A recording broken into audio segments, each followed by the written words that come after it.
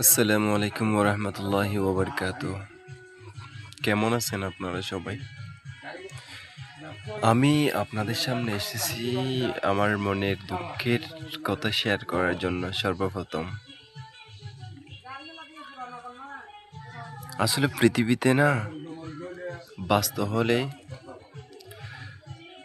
কে কি বলছে না বলছে সব কথাই মেনে নেওয়া। কেউ যদি একটা আপনার বিরুদ্ধে খারাপ কথা বলছে ওটাও পজিটিভ করে নেওয়া। দ্বিতীয়ত হচ্ছে কেউ যদি আপনার ব্যাপারে কোন একটা অহেতুক মিথ্যে কথা বলে আপনাকে ফাঁসানো, আপনাকে টিটকারি করা, ওই সমস্ত কথাগুলো আপনার মিষ্টি হেসে উড়িয়ে দিতে হবে।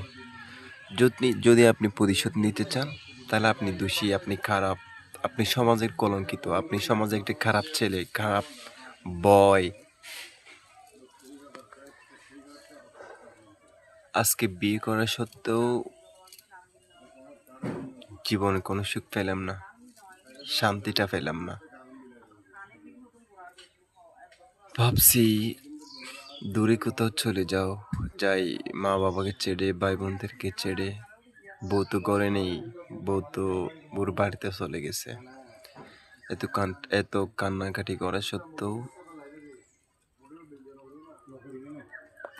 এত ভালোবাসা দেওয়ার পরেও বউয়ের শত্রু হয়ে পড়ছি পৃথিবীর বুকে। আসলে না, এই ছোটকালের কথাগুলো মনে পড়ে। ছোটকালে আমরা যে এনজয়গুলো করতাম, স্কুলে হোস্টেলের মধ্যে বন্ধুদের সাথে যে ফ্রেন্ডশিপ ছিল, যে একটু বন্ধুত্ব ছিল, ভালোবাসা ছিল, হাসি খুশি থাকতাম, বর্তমানে সেগুলো মিস করি। কেন জানি আমার ছোট হয়ে যেতে ইচ্ছে করছে। ওই জায়গার কথাগুলো মনে পড়ে। আব্বু ভাত খেতে আসো, ভাত খাবে না? তুমি না খেলে আমিও ভাত খাবো না। এটা আম্মুর কথা। ঘরে এসে যদি ভাত না খেয়ে ঘুমাই যাই, আম্মু বলে, মিজান ভাত খেতে উঠবা না? ভাত খাবি না তুই?